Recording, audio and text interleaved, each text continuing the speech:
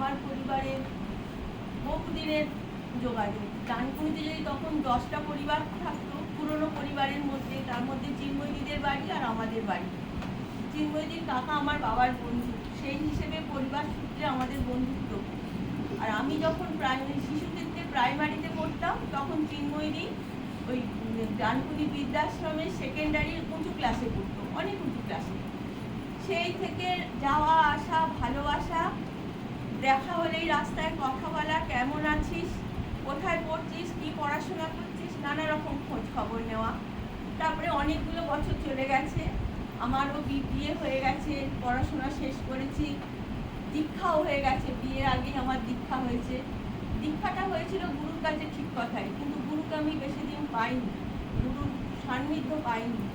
বহুদিন পরে একদিন ডানকুনিতেই কোনো কাজে যাচ্ছিলাম, আমারই একদিন দিদি, কোথায় যাচ্ছিস? আমি তো ডানকুনিতে একটু দরকার, বলে এখানে চল না, চিন্ময়ী এখানে পাঠচক্র করে। কোথায় গো? জানি না, ডানকুনিতে থাকি কিন্তু কিছু জানি না। বলে সেই 97 সাল, সেটা সম্ভবত এপ্রিল মে মাস। সেই ঢুকলাম, ঢুকেই দেখলাম চিন্ময়ী তখন মাটিতে বসতো, হারমোনিয়ামটা সামনে নিয়ে। এক ঘর লোক আমাকে দেখেই হাসি, কিরে তুই এতদিন আসিসনি কেন? বলছে আমি তো জানতাম না চিন্ময়ী, তাই এবার থেকে রোজ আসি। সেই শুরু হলো আমার আসা যাওয়া। আর হাতে খড়ি যেভাবে দেয় চিন্ময়ী আমাকে সেইভাবে সব কিছু শিখিয়েছে।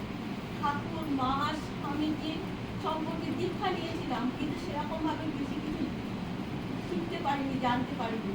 তার সান্নিধ্যে এসে সব কিছু জেনেছি। তাই আমার কাছে মনে হয় আমার গুরুর পরেই যদি কারো স্থান থাকে সেটা চিন্ময়ী। তার ভালোবাসা, তার আন্তরিকতা, তার শিক্ষা বলে শেষ করার নয়। তখন মোবাইল ফোন ছিল না, ল্যান্ডফোনে ফোন এসছে, কার ফোন, কি ফোন, কার নম্বর কিছুই তো জানা যায় না। ল্যান্ডফোন তুলেই হ্যালো বলেছি, যেই এক থাপ্পড় মারবো। আমি তো ভাবি দিচ্ছি এক থাপ্পড় মারবো। তারপরেই সঙ্গে চিন্ময়ী দিল, কি রে তুই যাবি না বলেছিস ক্যাম্পে? তোর এত বড় সাহস? মানে না গো চিন্ময়ী, এই কতগুলো অসুবিধা আছে। না না, আমি কোনো অসুবিধা শুনতে চাই না। দিয়ে যাবি মানে আজ লক্ষ্মী শোনা, আমি আছি, আমি তোর সঙ্গে থাকবো, কিছু মনে করিস না। আমি না গো, সেদিনকে আমার এত আনন্দ হয়েছে যে আমার ভালোবাসার লোক আছে, যে আমাকে ভালোবাসে বলেই সে ফোনে একটা থাপ্পড় মারবো বলেছিল। সেই কথাগুলো এখন সব সময় মনে পড়ছে। হাতে করে পাঠচক্রের কাজ, কিভাবে রিপোর্ট লিখতে হবে, কিভাবে চিঠি লিখতে হবে, কিভাবে ব্যাংকের কাজ করতে হবে, সমস্ত নিখুঁতভাবে। আমি চিন্তা যে আমি কি একাই করবো না? হ্যাঁ, তোকে করতে হবে, তোকেই করতে হবে, তোকেই সম্পাদিকা করে দিলাম। তোর যখন এত চিন্তা তোকে করতেই হবে। এরকম ভাবে যেখানে যেত আমাকে সঙ্গে করে নিয়ে যেত, চল আমাকে যেতে হবে। শেষের দিকে যখন নিজে গাড়ি ছাড়া যেতে পারতো না, আমাকে বলতো যে এই তুই আমাকে একটুখানি নগরে নিয়ে যাবি ওয়ান ডে ক্যাম্পে, আমার সঙ্গে তুই যাবি, তাহলে তোকে আগের দিন রাত্রে যেতে হবে না। হ্যাঁ চিন্ময়ী, জঙ্গলপাড়া ক্যাম্পে আমাকে পৌঁছে দিয়ে আসবি, আর 4 দিনে ক্যাম্পের শেষে আমাকে নিয়ে আসতে পারবি তো? আমি খুব পারবো। লাস্ট এই অক্টোবর মাসে 4 দিনের ক্যাম্প, খুব শরীর খারাপ। আমাকে বললাম তোমার এত শরীর খারাপ, তুমি এই অবস্থায় যাবে না? আমাকে যেতেই হবে, আমার বলতেই হবে।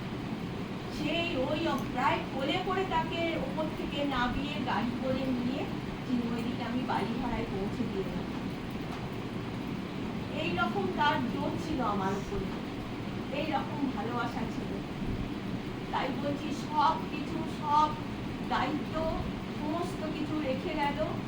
আর আরেকটা কথা, যখন করোনা হলো সবাই সঙ্গে যোগাযোগ বন্ধ হয়ে গেল, পাঠচক্র বন্ধ হয়ে গেল, বেশ চুপচাপ সবাই ছিলাম।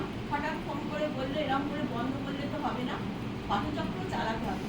কি করে গো, কেউ রাস্তায় বেরোচ্ছে না, কেউ কারোর বাড়ি যাচ্ছে না, না অনলাইনের ব্যবস্থা কর, অনলাইনের ব্যবস্থা কর, যেভাবে হোক কর, ছেলে বউকে বল, ওরা জুমে ব্যবস্থা করে দেবে। আমরা সবাইকে একটা গ্রুপ তৈরি কর, সারদা নারী সংগঠন গ্রুপ তখন তৈরি হলো। তারপরে আমি ওটা করলাম, করে এবার সবাইকে বলতে বলতে সেই 20 সাল সালের বোধহয় সেপ্টেম্বর অক্টোবর থেকে আমাদের অনলাইন পাঠচক্র শুরু হলো। কি খুশি! পাঠচক্রটা তো আমাদের বন্ধ হয়নি। পাঠচক্র তো প্রাণ ছিল। এখানে প্রতিদিন 5:30টায় বুধবার কি ফোন আসতো, এই কজন এসেছে রে? মানে এত পরীক্ষা বলে করতে পারে না, কতজন এসেছে সঙ্গে সঙ্গে লাস্ট বলে এই যে লাস্টে সই করবে দেখে রাখবে কতজন এসেছে। এই সবার মুখগুলো একবার দেখা, এই ফোন তুলে তুলে সবার মুখ দেখাতাম। আজকেও মনে হচ্ছে হয়তো এখানে বসে আছে, দেখছে যে আমার জন্য এত লোক এসেছে, খুব আনন্দ পাচ্ছে। আমার এটা অনুভব হচ্ছে, খুব আনন্দ পাচ্ছে যে আমার জন্য আজকে সবাই এসেছে। তার ভালোবাসার কথা, তার আন্তরিকতার কথা, তার গুণের কথা বলে শেষ করার নয়। আমি আর বিশেষ কিছু বলতে পারবো না। আর যদি কেউ বলে কাবেরী এসে কিছু বল, বেশি কিছু একটু বল, তারপরে না না, আমি কিছু বলতে পারছি না, আমিও বলতে পারছি না।